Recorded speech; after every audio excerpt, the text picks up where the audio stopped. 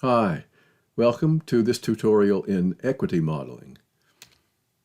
You may be aware that there has been a growing interest in incorporating equity and fairness concerns into optimization models and constraint satisfaction models.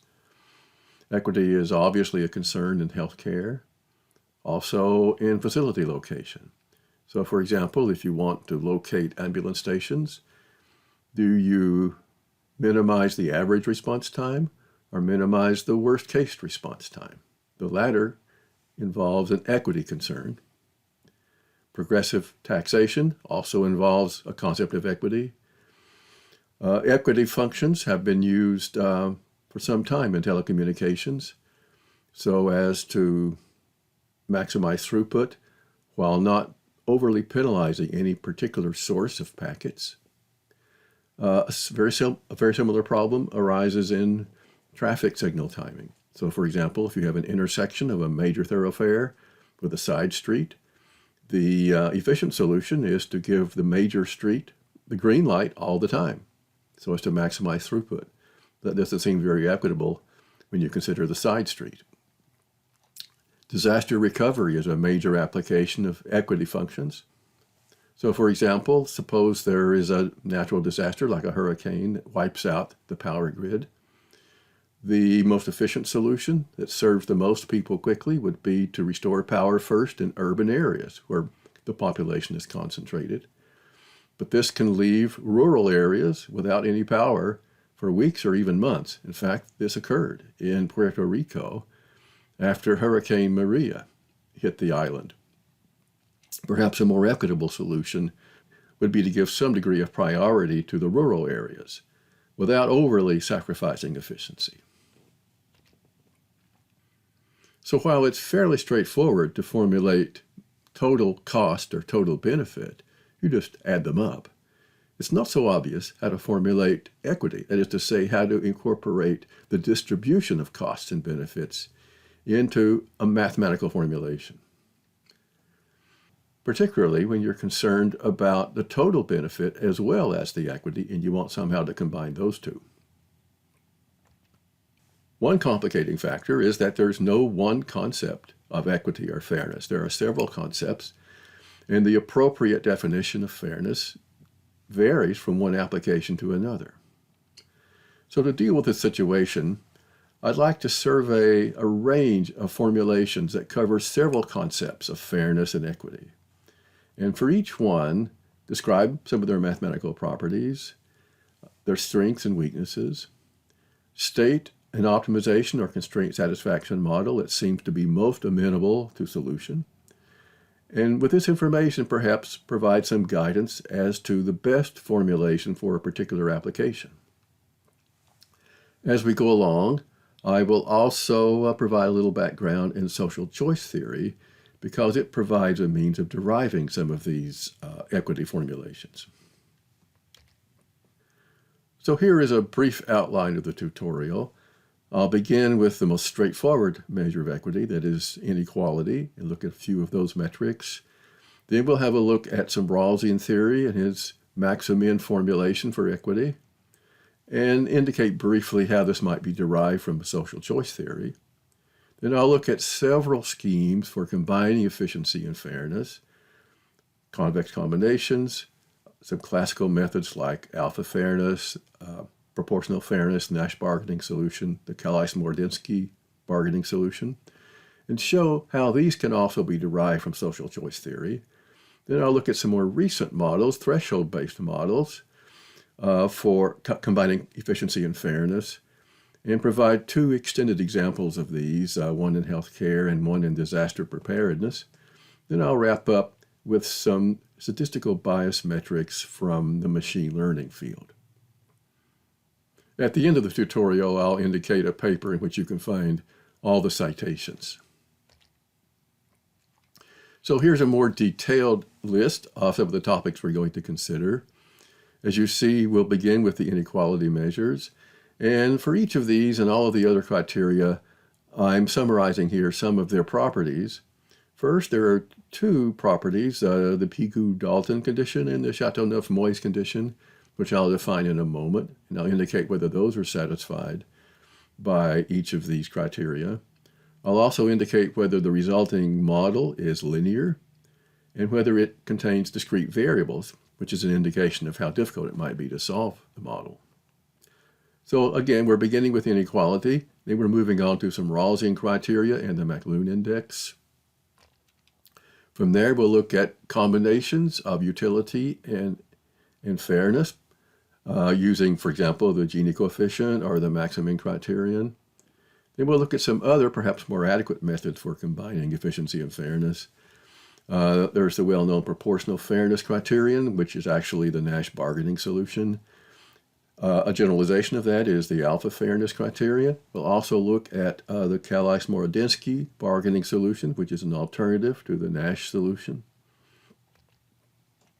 Then we move on to several of the threshold methods.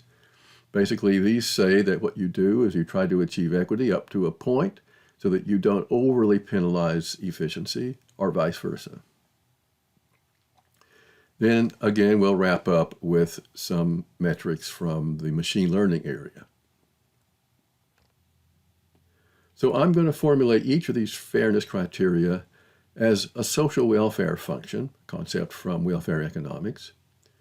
So a social welfare function looks at the distribution of utilities across individuals or across groups, and then it measures the desirability of that distribution, taking into account perhaps the magnitude of the utilities as well as how they are spread across the population. Now, what is utility? It's whatever you take it to be. It's what you would measure in a traditional optimization model. It might be profit or benefits. You may be minimizing cost, in which case you would have negative utility, and so forth. Now, this social welfare function can be used in one of two ways. You can formulate the problem as a social welfare maximization problem by maximizing the social welfare function, or you can place a bound on the social welfare function and maximize some straightforward measure of utility. I'm going to use the former option. That is, I'm always going to formulate the problem as maximizing a social welfare function, mainly for consistency. And there's lots of generality because, again, one can always simply place a bound on the social welfare function if one prefers a constraint. So this is the general problem. We are maximizing social welfare as a function of the vector of utilities. And the utilities are a function of the distribution of resources. So we have two sets of variables, the utility variables and the resource variables. So this utility function is actually a vector of utility functions that indicates the utility that's enjoyed by each individual for a given distribution of resources. Then those resources are subject to constraints. Little example, suppose we have a medical triage problem in which we have limited treatment resources and we want to maximize social welfare measured by some criterion. The utility of a given patient I is a function of the resource distribution, and in fact, in this case, it's a function simply of the resources delivered to that patient, xi, and perhaps it's a linear function, so where ai is the benefit to the patient in quality-adjusted life years if no treatment is received, and then bi is the additional benefit in QALYs if the patient is treated. We have a budget constraint on the amount of resources available, and we define utility in terms of the resource distribution with this linear constraint. This is a 0-1 problem because the decision is discrete as to whether to treat a given patient. And again, we're maximizing social welfare subject to these constraints. So that's a simple example of the generic model for social welfare optimization. Now, as I mentioned, I am characterizing these various criteria with two conditions. Pigou-Dalton is one of them. So basically, the Pigou-Dalton condition is often used as a property that should be satisfied by equity measures. And it says basically that if you increase the degree of equality, then the equity measure should increase as well. So for example, if you have any two individuals and you move them closer together in their welfare by transferring utility from the top to the bottom, then that should increase the degree of social welfare, or at least not cause it to decrease. This criterion is clearly appropriate for inequality measures, but it has a couple of shortcomings. One is that if you decrease the inequality with respect to two individuals, then at the same time you may be increasing inequality with respect to other individuals. So for example, this top individual, if utility is transferred away from that person, then that increases inequality with respect to anyone that's above that person. Also, this criteria may not be appropriate for social welfare functions in general, particularly those that don't strictly measure equality. Now, Chateauneuf and Moyes propose an alternative to the Pigou-Dalton criterion that addresses one of its weaknesses. That is, rather than asking what happens when you transfer utility from one individual to another, what happens when you transfer utility from the top to the bottom? So you pick a group of people at the top, you transfer a certain amount of utility from those people to those at the bottom so as to make those two groups more equal. In other words, you compress the range of utilities. Each person at the top sacrifices an equal amount, and each person in the bottom group gains an equal amount. So this type of transfer should increase the degree of social welfare, or at least not decrease it.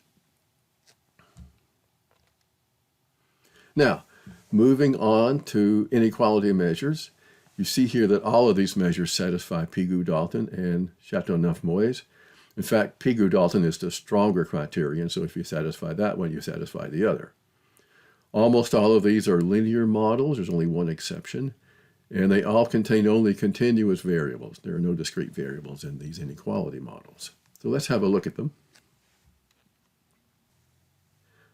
First, we have to ask the question, is an inequality measure really appropriate when you're concerned about fairness? The connection between fairness and equality is rather complicated, and there's really no consensus on the issue in the ethics literature. There are basically two views.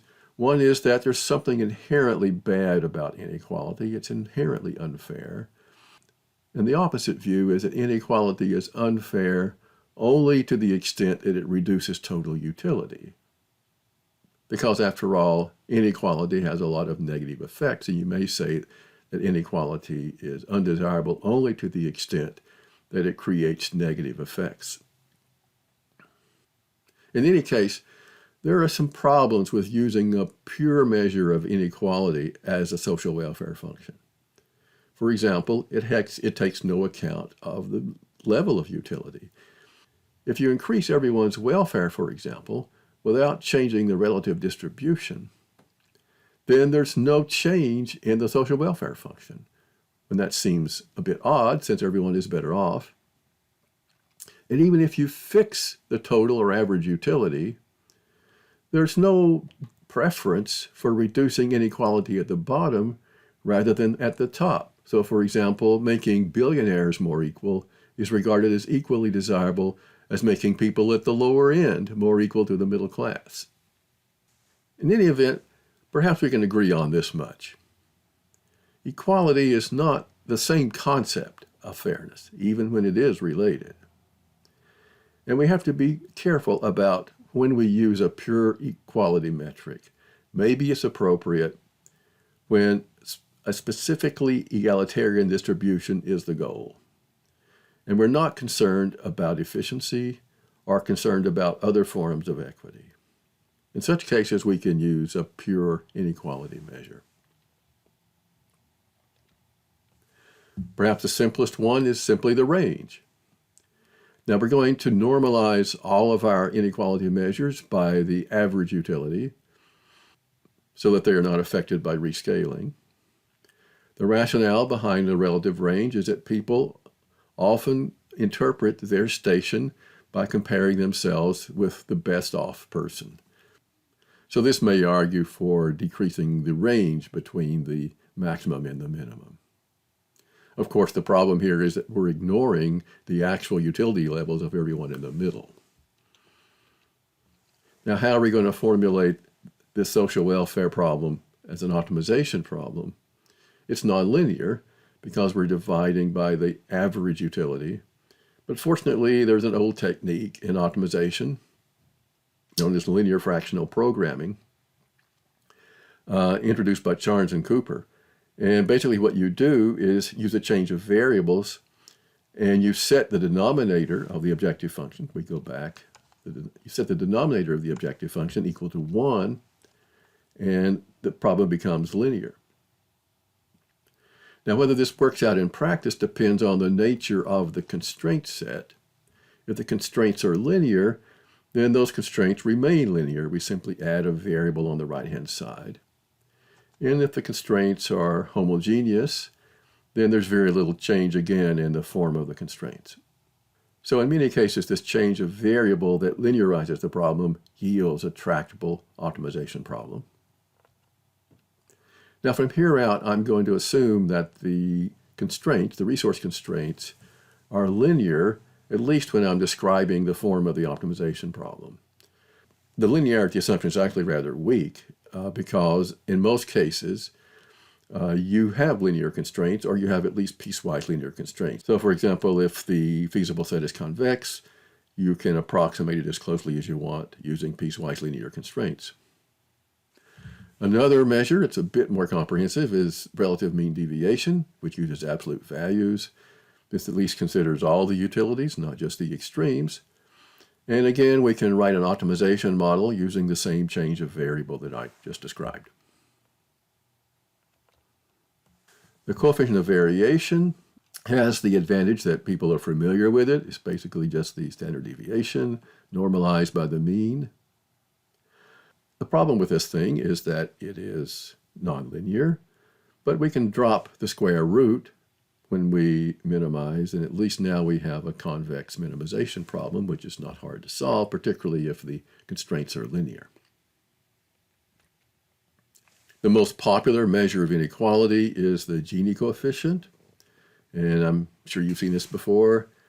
The Gini coefficient is based on the Lorentz curve, which is the cumulative utility distribution, and it measures the ratio of the area of this blue space to the area of the triangle. So if we have perfect equality, then the Lorentz curve is simply a diagonal line, and the Gini coefficient is 0. And if we have perfect inequality, so that one person has all the utility, then the Gini coefficient is 1. So we want to minimize Gini or maximize its negative. So the advantage of this criterion is that it's very familiar to people, and perhaps this makes it easier to interpret. It has a linear model because we can linearize an absolute value. And we can also get rid of the mean in the denominator with a change of variable as before. The Hoover Index is related to the Gini coefficient. Rather than a ratio of areas, it's proportional to the maximum distance between the diagonal line and the Lorentz curve. Okay? It's also proportional to the relative mean deviation formula that I presented earlier. It can be interpreted as the fraction of total utility that would have to be redistributed to achieve perfect equality. So it also has a rather natural interpretation. So that wraps up the inequality measures, and I'd like to move on now to fairness for the disadvantaged. The best known is the Maximin Principle, which is based on the difference principle of John Rawls. And this principle states that inequality is justified only to the extent that it increases the utility of the worst off.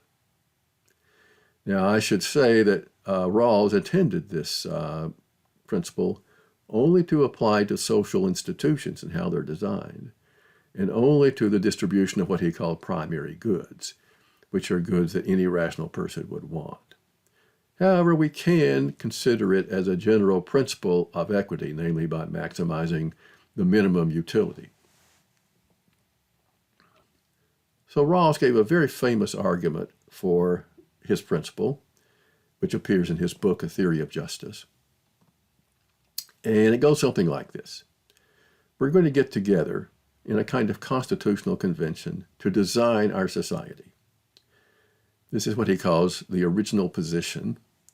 And we are doing this behind a veil of ignorance as to who we are. That is to say, we don't know what position in society we're going to occupy. And we're all going to get together and decide how to design that society on that basis.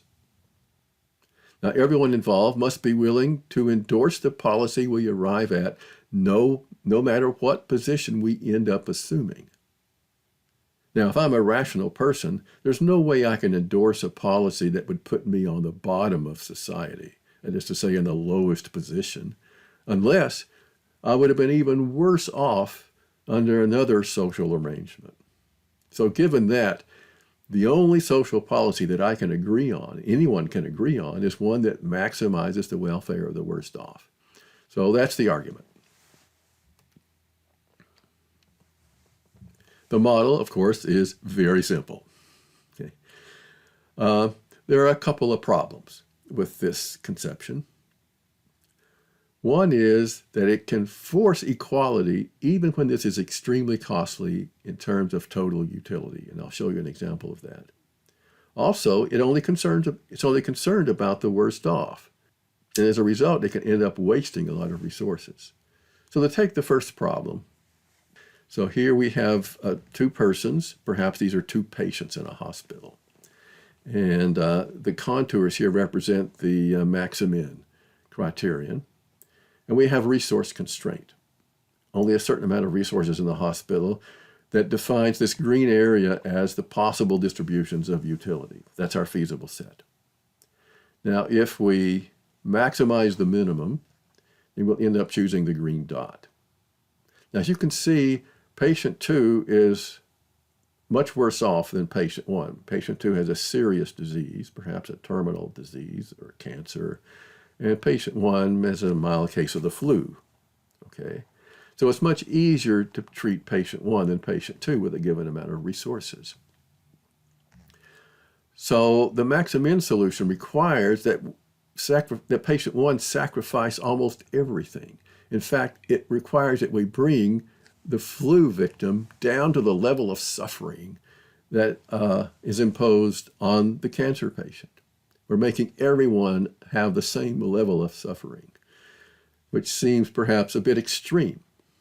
Okay, but that's a consequence, at least in this case, of the Rawlsian principle.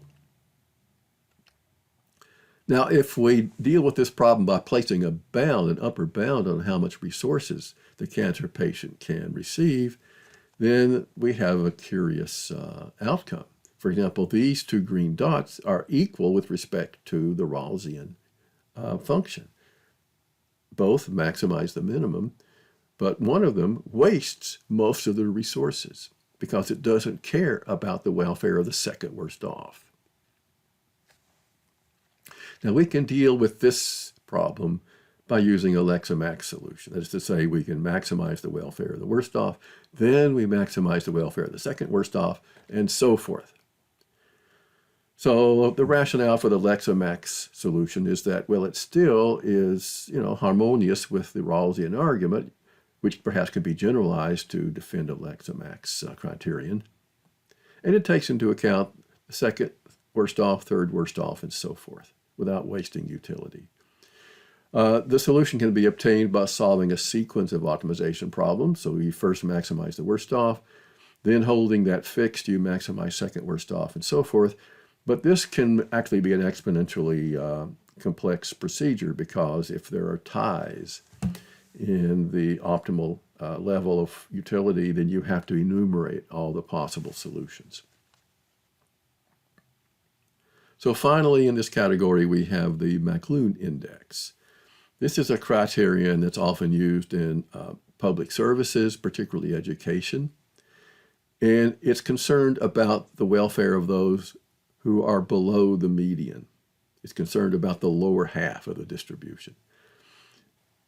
The Maximin Index compares the total utility of those that are at or below the median with the utility they would have if they were all brought up to the median. So the index is 1 if no one is below the median, okay? And it goes to 0 if we have many people that are far below the median. This is the first criterion we've encountered that doesn't satisfy Pigou-Dalton, but it does satisfy the Chateauneuf-Moyes condition. Now, the model for McLuhan is rather complex. It's both discrete and nonlinear. It's nonlinear because we have a fraction of linear functions in the objective function. And it's discrete because we have to model the median using 0 and 1 variables.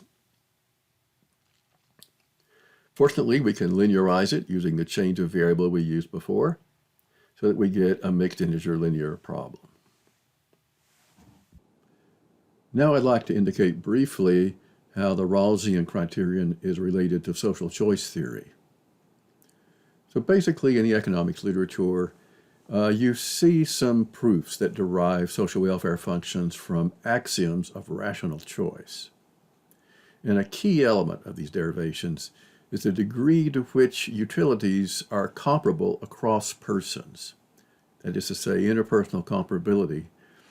For example, Arrow's impossibility theorem was the original result of this type of reasoning, but there are many other results, and we'll look at one of them.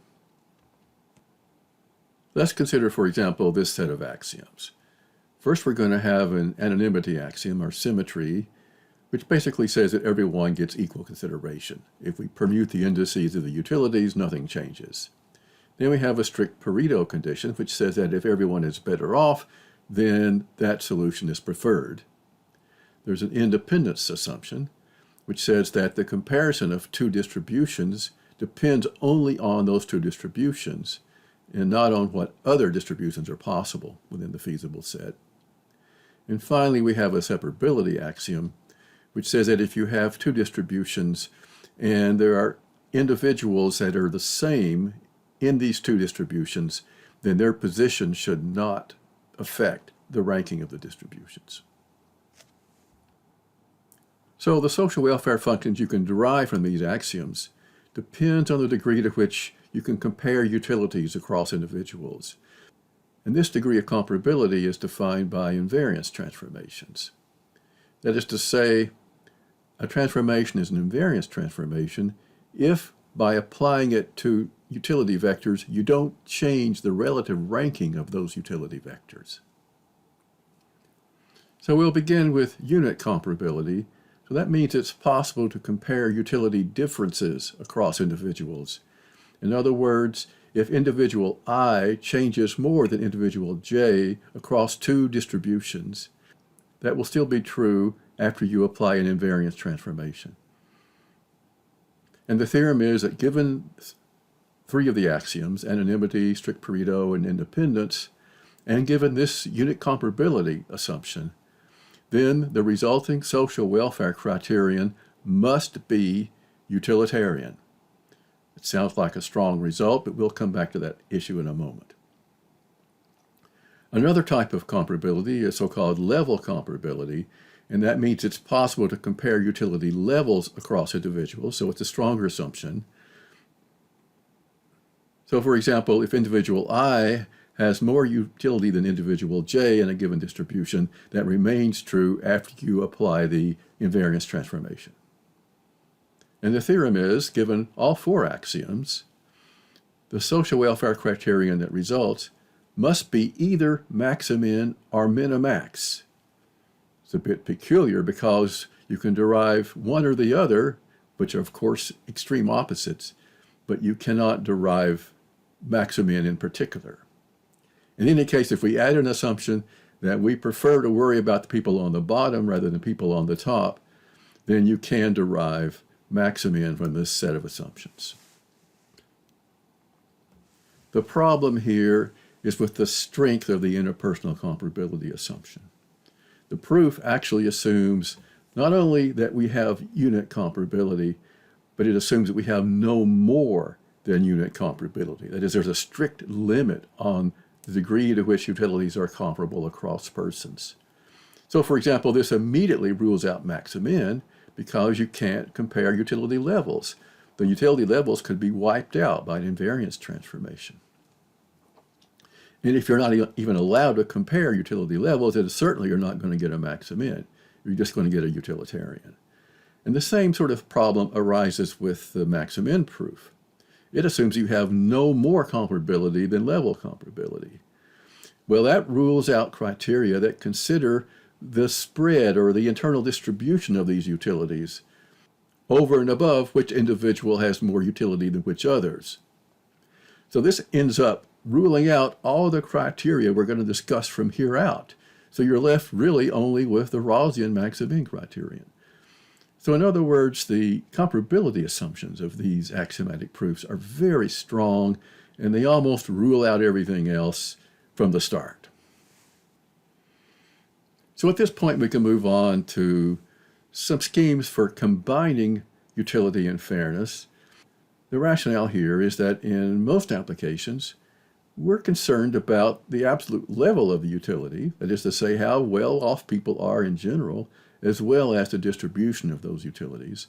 So we want to combine somehow total utility with a fairness criterion.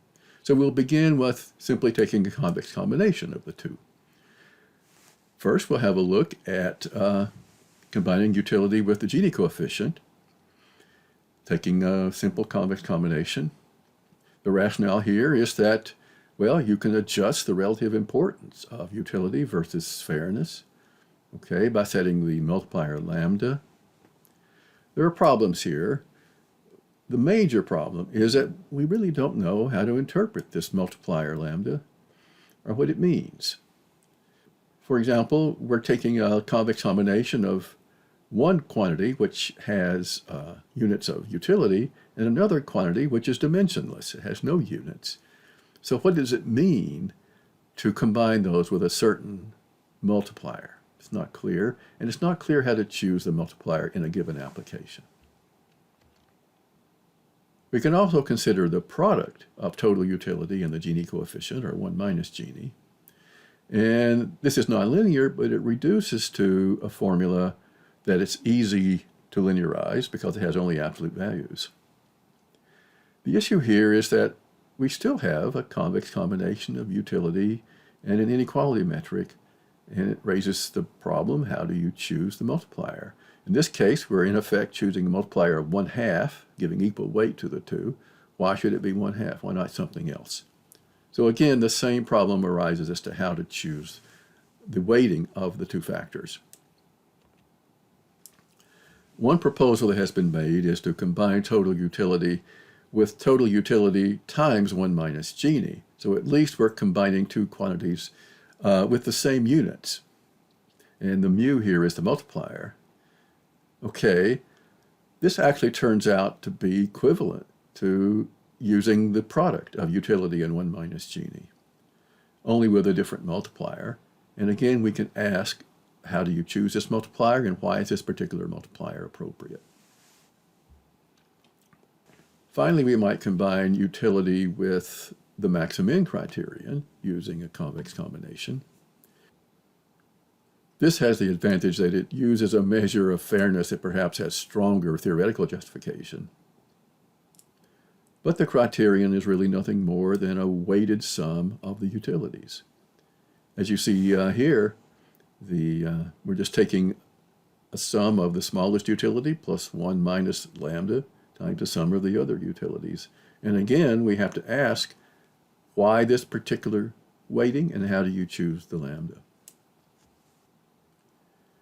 Well, some of these issues are addressed by two classical methods for combining utility and fairness. One is alpha fairness, of which proportional fairness is a special case, and the other is the Kelly-Smorodinsky bargaining solution. So this is alpha fairness. The social welfare function depends on this parameter alpha, which indicates the degree to which equity is important relative to efficiency. So in particular, when alpha equals 0, you have a purely utilitarian criterion. When alpha goes to infinity, you have a pure Maximin criterion. And you can adjust the equity efficiency trade-off continuously for anything in between. And as you see, the choice of alpha implies a specific trade-off when you transfer utility from a person who's better off to a person who's worse off in such a way as to maintain constant social welfare. This criterion satisfies Pigou-Dalton. And where does it come from? Well, really, it's just a power law idea. So if you take the derivative of the social welfare function, it's a power law, and you choose the alpha to indicate the shape of the curve.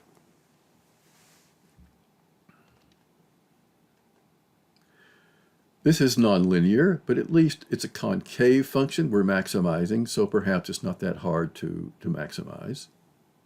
If the constraints are linear, we have efficient algorithms for this. Some of the problems with this approach is that, again, we have a difficulty of interpreting and choosing the trade-off parameter alpha. Another interesting property of this criterion is that a purely egalitarian distribution can actually have the same social welfare as a distribution with arbitrarily large inequality. And I worked it out there for you at the bottom of the slide.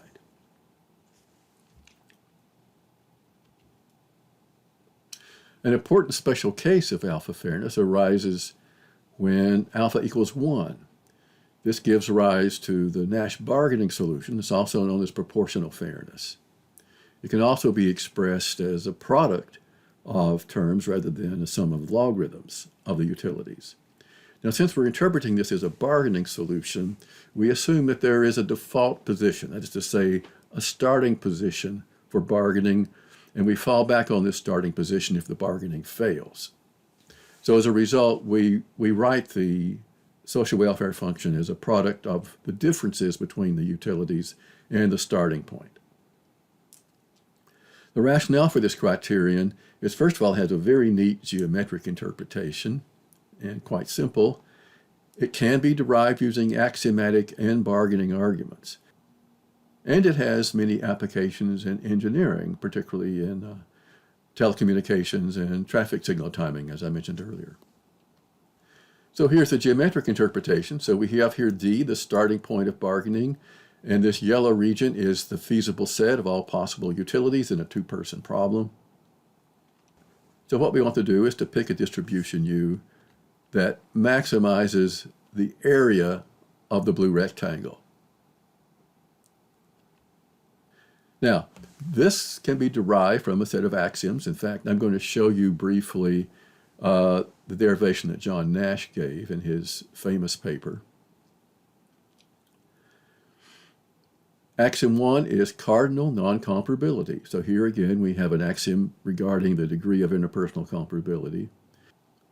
And basically it says that the bargaining solution is invariant under an affine transformation of the vector of utilities. Now this is actually quite a strong assumption because it's failed by a utilitarian welfare function, for example.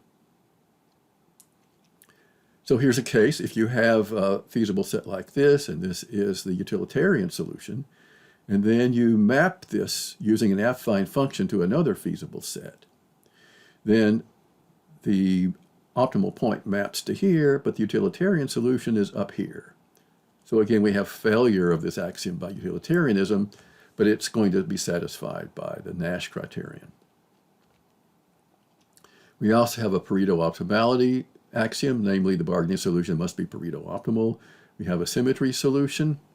That is to say, if we have, if everything is symmetric, that is all the data are symmetric, the feasible set and the starting point, then everybody is equal in the bargaining solution. And finally, we have an independence of irrelevant alternatives. This is not the same as the famous axiom in Arrow's derivation. Basically, it says that we can solve this problem as an optimization problem. Or specifically, if we have a solution and we cut off part of the feasible set here, I've cut off the top of the feasible set, without cutting off that solution and D, then you get the same feasible solution. Okay? In other words, if you reduce the feasible set without cutting off the optimal solution, that solution is still optimal. So the theorem is that exactly one solution satisfies these axioms, namely the Nash bargaining solution. So I'll show you how the reasoning goes in 2 dimensions. First, we want to show that the Nash solution in fact satisfies the axioms. Then later we'll show it's the only solution that satisfies the axioms. And to show that, well, first axiom 1, we just plug the affine transformation into the Nash formula and verify that it satisfies the property. It does. Pareto optimality is clear because the Nash function is strictly increasing. Obviously we have symmetry. And we have axiom 4, independence of irrelevant alternatives, because we're solving an optimization problem. So by definition, it satisfies that axiom. Now, how do we show that only the Nash solution satisfies the axioms? Actually, it's rather simple. So let's say that we start with a feasible set here, and here is the default position. Here is the Nash solution. Okay. We want to show that this is unique. All right. So what we do is to take an affine transformation that sends the default to the origin and sends U star to the point 1, 1. Okay, that's an allowable affine transformation. Okay, it will therefore send the optimal solution, the Nash solution, to 1, 1 because we're satisfying the axiom, satisfying axiom 1. Now consider this triangular feasible set. Everything in this feasible set is symmetric. The feasible set is symmetric, the data are symmetric, therefore 1, 1 is a solution by axiom 2, and it is the only Pareto optimal solution. So we get a unique solution within that triangle. Now we're going to reduce the feasible set from the triangle to the blue set. Okay, by axiom 4, this remains a solution.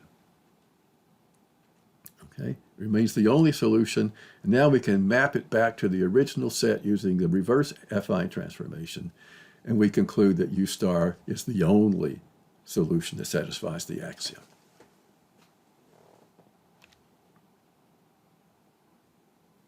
An obvious problem with this derivation is this axiom 1, which is very strong. It essentially denies any interesting degree of interpersonal comparability, because you can take any ordering of distributions and permute the ordering almost any way you want by an appropriate affine transformation. The affine transformation messes everything up. How can we reflect moral concerns in this scheme?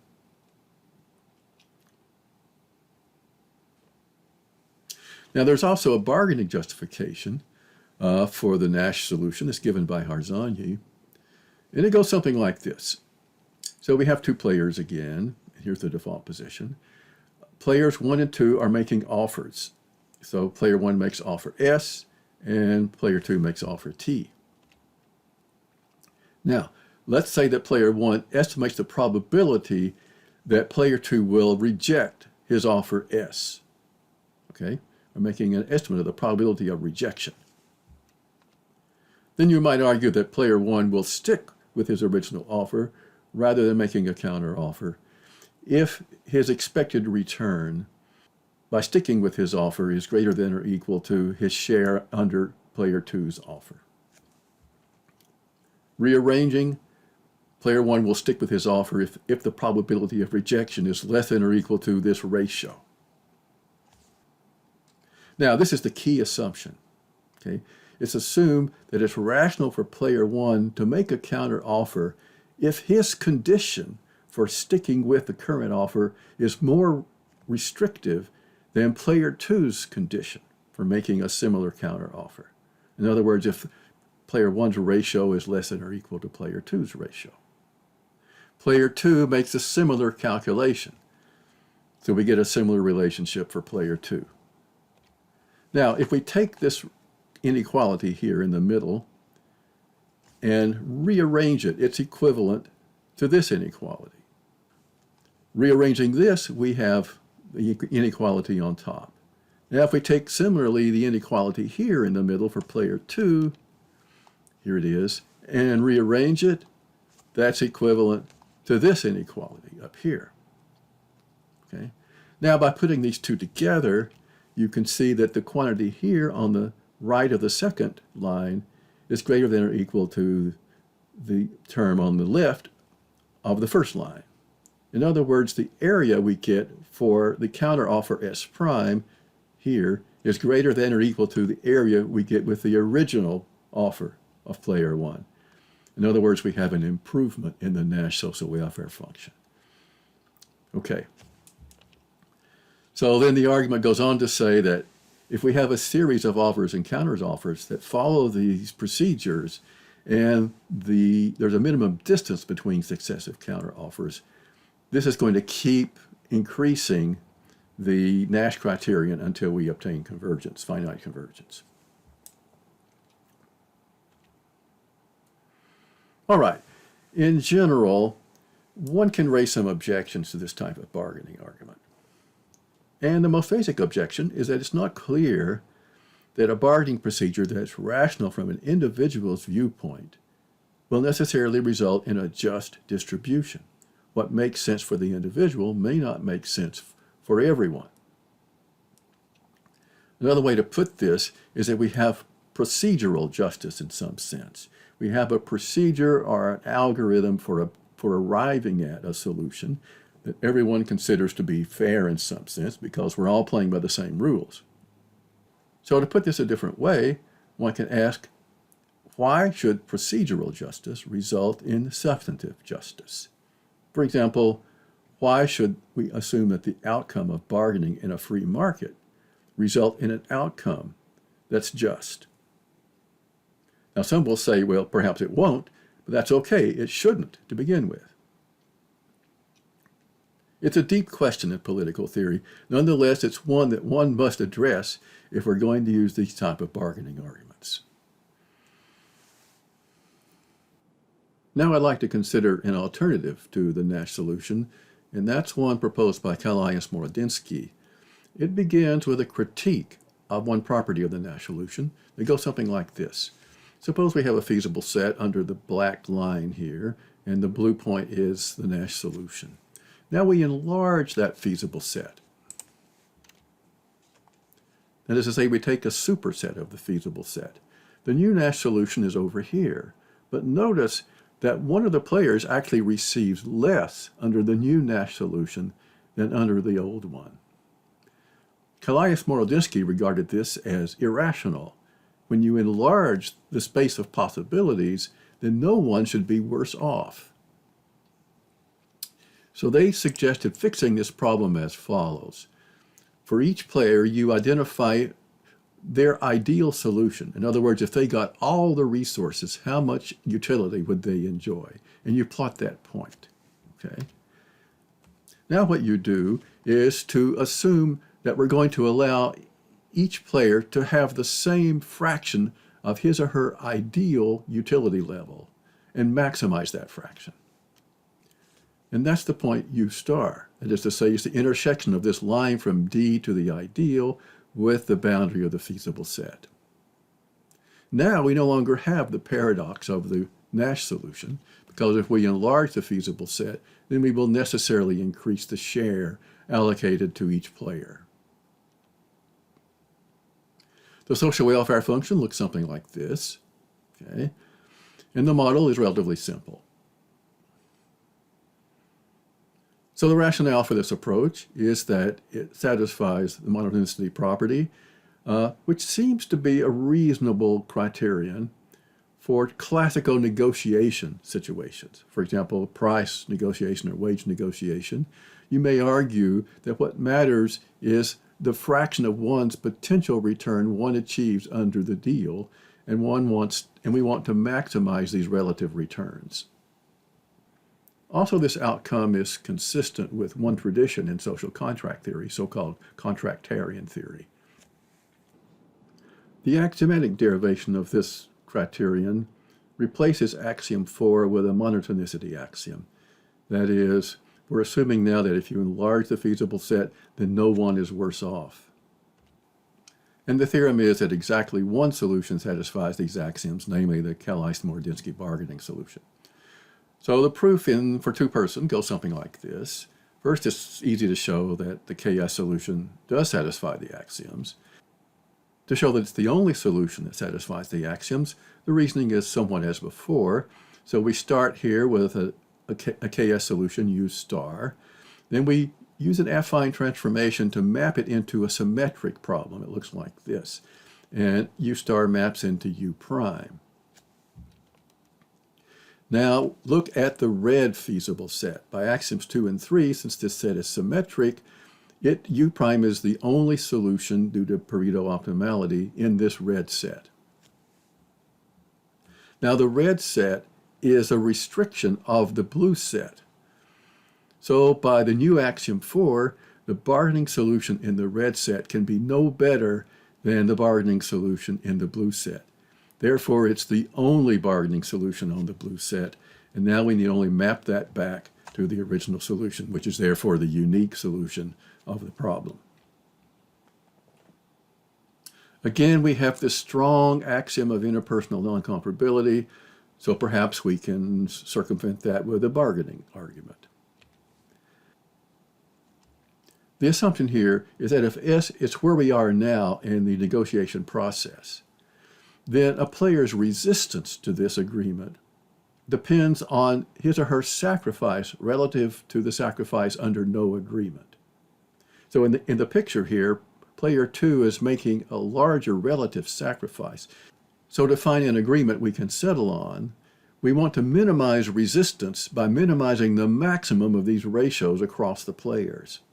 That is to say, we want to minimize the maximum ratio of the short red arrow to the long one across the players. Well, this is the same as maximizing the minimum ratio of the short arrow to the long one as shown in this diagram.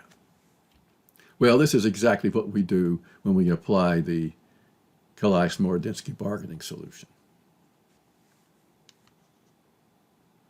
In a sense, what we're doing here is to apply the Rawlsian social contract argument, but with respect to relative gains rather than absolute gains.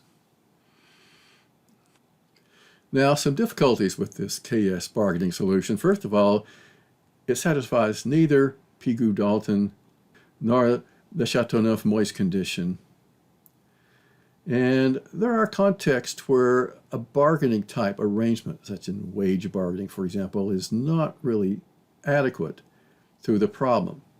For example, if you're allocating resources to people with minor ailments versus chronic diseases, then perhaps you don't want each patient to have the same fraction of his or her potential outcome. Perhaps you want to give priority to those who are in worse shape and give them a larger fraction of their potential health status than those who have only a minor illness. Now I'd like to consider some recently proposed threshold methods for balancing utility and fairness.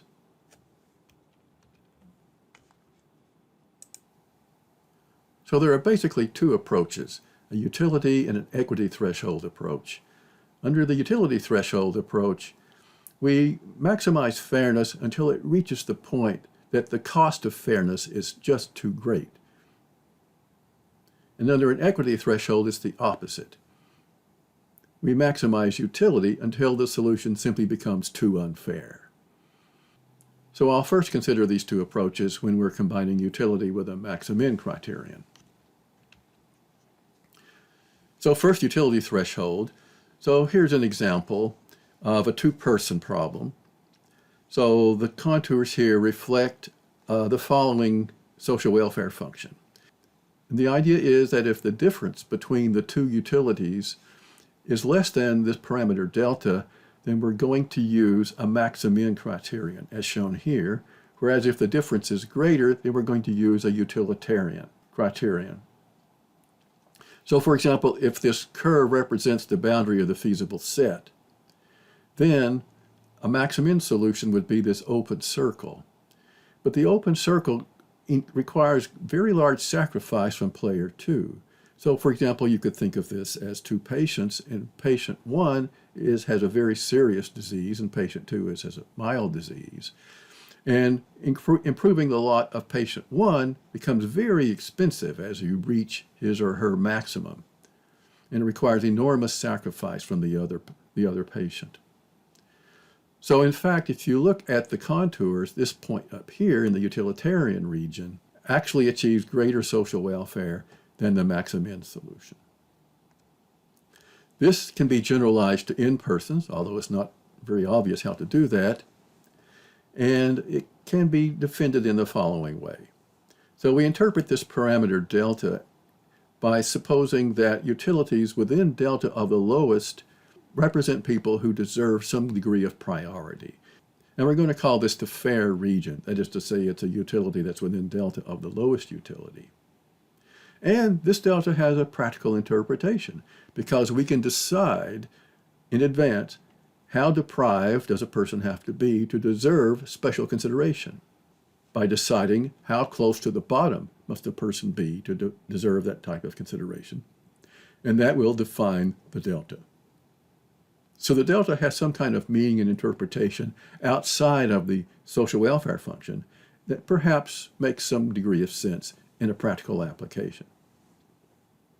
This type of utility threshold seems to be appropriate when equity is the main concern, as for example in a medical context, but you don't want to pay too high a cost for fairness. This may also be appropriate in other politically sensitive contexts. Notice, by the way, that a delta of 0 corresponds to a purely utilitarian criterion, and as delta goes to infinity, you have Maximin. The same is true of alpha fairness, of course. This problem has a mixed integer programming model, and it turns out that if you ignore the resource constraints, this model is sharp. That is to say, its linear relaxation describes the convex hull of the feasible set. So it's the tightest possible model one can obtain for the social welfare function. And it's easily generalized to groups of individuals of different size. Now, this approach inherits the same problem as the Maximin criterion because it involves Maximin as one of the outcomes. And that is that on the equity side, we're only considering the utility value of the worst off. We're not taking into account the utility values of other disadvantaged persons. We're only taking into account whether they are within the fair region. That is to say, whether they're disadvantaged enough to be within delta of the lowest. Now, an equity threshold approach looks like this for two persons. So here, if the two utilities are within delta of each other, we use utilitarian, and otherwise we switch to a Maximin. This can also be generalized to n-persons, as shown. In the interpretation of delta, it's different this time. We choose delta so that well-off individuals, which we now say are in the fair region, don't deserve more utility than they have already unless we also increase the utility of those who are worse off. In other words, if you're well off by a factor of delta, then we don't need to give you any special consideration. So this type of criterion seems to be appropriate when efficiency is the main concern, but you don't want to drive toward efficiency to the point that you create excessive inequality.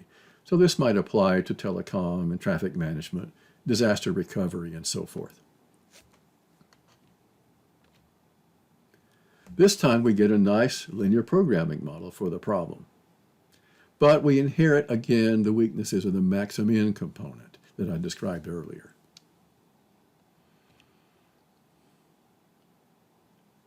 To deal with some of the problems with the Maximin, you can combine utility with a lexamax using a threshold function. And I'll show you two proposals for doing that. Both are utility threshold approaches. One is this one. It's a bit complicated, but it presupposes that we have a predefined preference ordering of the individuals involved. That is to say, we want to take care of person one first, give the most priority to that person, then second priority to person two, and so forth. This was applied in a kidney transplant problem where assigning this type of priority was possible a priori based on the characteristics of the patients. There is a mixed integer model. It looks something like this. Some problems with this approach is that the social welfare function not only violates Chateauneuf-Moyse, but it also is discontinuous. In other words, a small change in one of the utilities can result in a large change in social welfare. Also, in many applications, it's simply not possible to give a prior ordering to the individuals involved. Rather, you simply want to give priority to those who end up at the low end of the spectrum. Also, the Lexa-Max criterion is really not incorporated in the original social welfare function, but it's only applied after you obtain optimal solutions with respect to that social welfare function. Another approach to combining utility with Lexa-Max is to use a sequence of social welfare functions, where the first one is used to obtain the utility you allocate to the worst off. The second function is used to obtain the allocation to the second worst off, and so forth. So we have a sequence of functions that looks something like this. I won't try to explain the details here. And the notation is that these brackets refer to an ordering of the utilities by their size. So here we no longer need to give a prior ordering to the individuals by preference. This also satisfies Chateauneuf-Moyse condition, although not Pigou-Dalton. And it turns out the MIP models are tractable in practice, and we know some valid inequalities to tighten those models. This is what the MIP model looks like. Okay.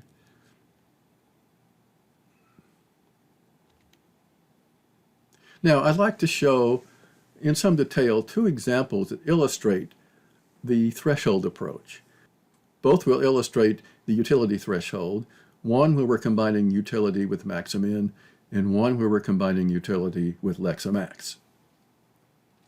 And the hypothesis here is that the latter combination will be more adequate because we have a more adequate measure of equity using Lexa-Max. Now, the first example is based on a budgetary problem inspired by the UK National Health Service. We have limited resources to provide treatments to patients, and these patients are divided into categories by their disease and by their prognosis. So what we want to do is to maximize some measure of social welfare based on the cost of treatments, the number of patients in each group, and estimates of the health outcome in quality-adjusted life years, with and without treatment. It turns out that the solution time for these problems is negligible. So you can have a glance at the data here. We have several possible treatments for our patient groups: pacemaker, hip replacement, aortic valve replacement, heart bypass surgery, heart transplant, kidney transplant, and kidney dialysis. And all the data are shown. Oh, by the way, these prognosis categories are often divided into subgroups to indicate the seriousness of the patient's condition. So the model looks something like this. We have a budget constraint. For each disease, we have the number of people in that category, the cost of treatment, and the fraction of the group that we're going to treat in that category. Utility function is linear, as in the example I showed you at the beginning of the tutorial. That is to say, we have the QALYs without treatment, and then we add in the QALYs that result from treating a fraction of that group. So if you put this into the optimization problem, you get this formulation.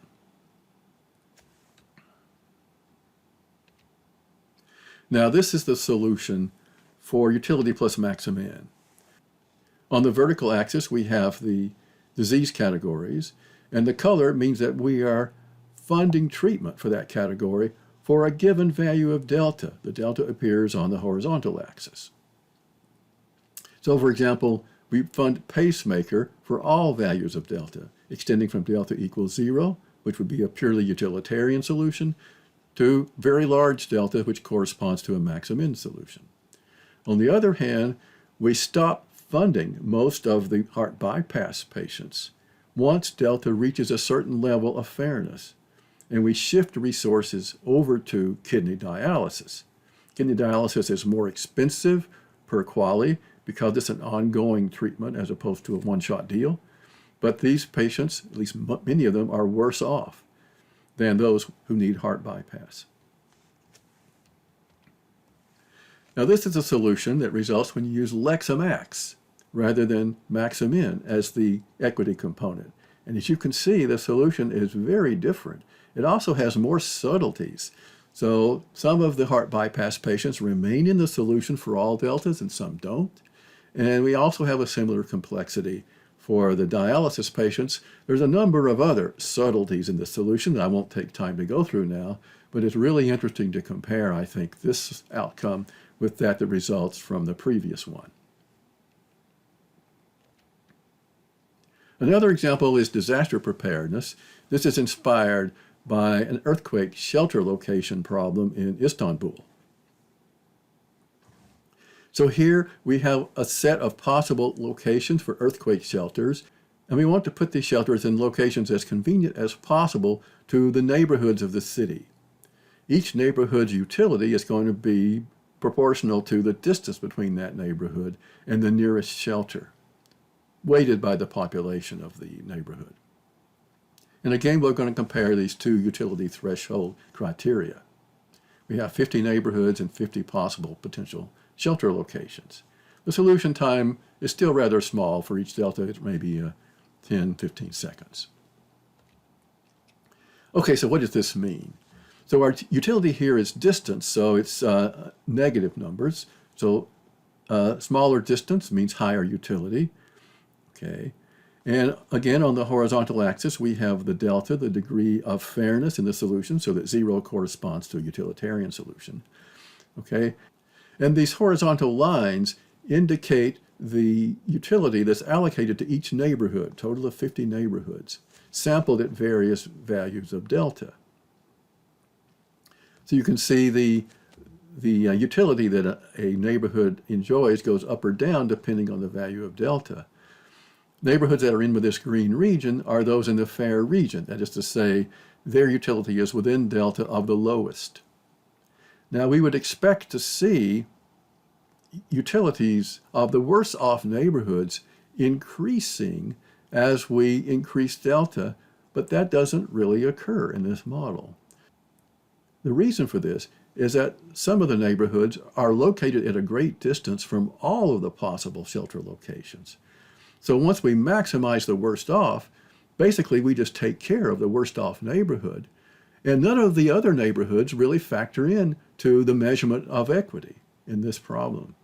As a result, we do take care of these two neighborhoods on the bottom when they are in the fair region. We give them a better deal, but once they are satisfied, then the criterion doesn't care about the others, and we really don't see any clear pattern here, except that some of those who are well off have to sacrifice a bit to accommodate those on the bottom. Now, when we take a combination of utility and Lexamax, you see the pattern we were looking for. Many of the worse off neighborhoods improve their lot as delta increases, which is what we would expect. And some of the better off neighborhoods are somewhat worse because they must yield their position to those who are further from the shelter.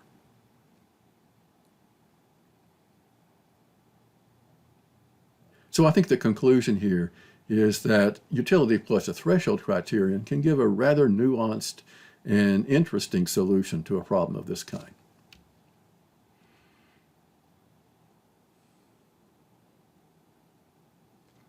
Now I'd like to conclude with some statistical fairness metrics from the machine learning literature. I'm not going to try to evaluate whether these satisfy Pigou-Dalton or Chateauneuf-Moyes because these criteria don't seem really relevant to the social welfare functions I'm using here. Now, as you may know, there's a very large literature in AI dealing with fairness in the field, and it seems that the lion's share of this literature deals with bias between groups. It seems to be the problem that most people are interested in. I think this is partly because in many jurisdictions there are legal requirements on fairness and affirmative action and things of this kind. Most of the measures that are used, these bias measures, are actually based on classical statistical measures of classification error. The utility vector here is a bit different. Rather than measure the actual utility experienced by the parties, we're going to measure whether they get a yes or no decision. It's a 0-1. Now, examples of this may be using machine learning to decide who gets a mortgage loan. So we have applicants who have various financial characteristics, and we want to award loans to those applicants who are most likely to repay the loans, because that would maximize utility, but taking into account a certain amount of fairness so that we don't disadvantage any particular group. This type of approach has also been applied to job interviews at large firms, and very controversially to parole decisions and a number of other types of decisions. The rationale for this is that there's a widely held intuition that we should have fairness across certain types of groups. Okay, so we tend to agree on the importance of fairness here, even though it may not be very well defined. Also, as I mentioned, there may be legal constraints. So I'm going to use the classical statistical notation. We're going to refer to true positives. These are people who get the mortgage loan and should get the mortgage loan. False positives are people who get the mortgage loan and should not. And analogously for true negatives and false negatives. So our basic model here, I'm going to assume, contrary to the previous part of the tutorial, is that we're maximizing accuracy. We're maximizing utility as measured by the ratio of good decisions to total number of decisions, perhaps. Okay? And we're going to put a bound on the degree of fairness. So when we state a social welfare function, we're assuming here we're going to bound that function so as to ensure a certain degree of fairness in the machine learning solution. We measure bias by comparing certain types of statistics across two groups, a protected group and everyone else. I may refer this to the minority group and the majority group. The simplest criterion is demographic parity. We have the same fraction of yeses across the two groups. So we have equality of outcomes. There's an obvious problem with this criterion, and that is that it ignores the degree to which the applicants are qualified for a loan, for example. In fact, it can discriminate against a minority group that happens to be more qualified for loans than the majority group.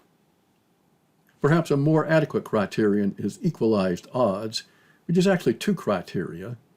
One is equality of opportunity, which basically says that the fraction of qualified persons selected should be the same across the two groups. And we have the flip side of the coin, the fraction of unqualified persons should be the same across the two groups.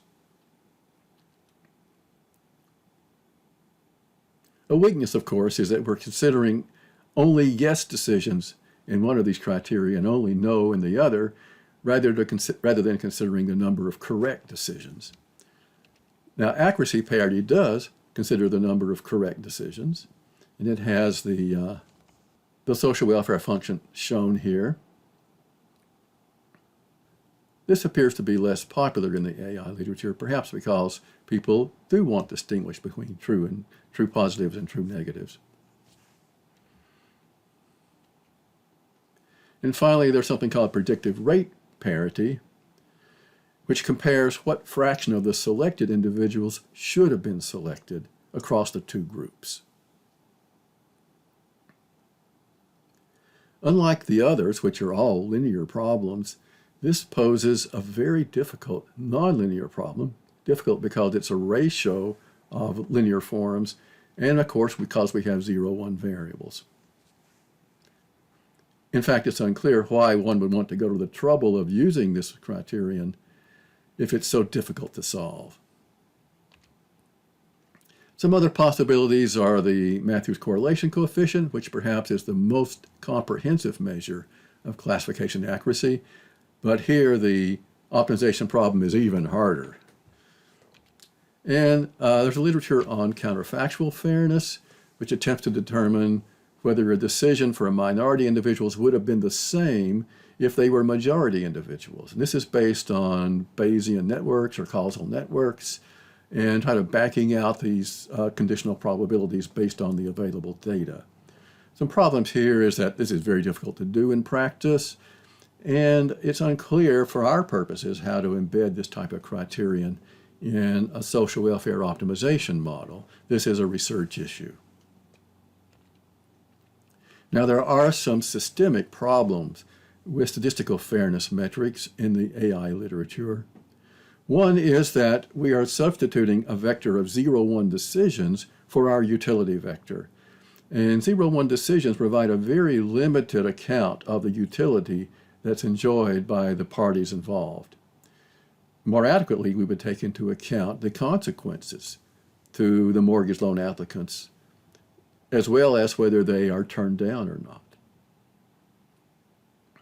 Also, there is absolutely no consensus on which of these many bias metrics are suitable for a given context. In fact, I've seen one list online of no fewer than 70 different bias metrics that have been used, and no one seems to know which one is appropriate for a given case. After all, these bias metrics were not developed to measure fairness. They were developed to measure predictive accuracy. Also, there's no provision here for balancing equity and efficiency in a principled way, because we're simply placing a constraint on the degree of unfairness. We have to identify a priori which individuals should have been selected. This is possible in many cases, but perhaps not in others. Social welfare approach doesn't require that. We just maximize social welfare. And finally, which groups should we consider to be protected? It is fundamentally unclear which groups deserve this type of consideration, unless, of course, one simply selects those that are protected by law. So I thank you for your attention in this long tutorial. I hope you find it useful. And as I mentioned earlier, all the references are included in this paper, as well as more details on the methods I have described.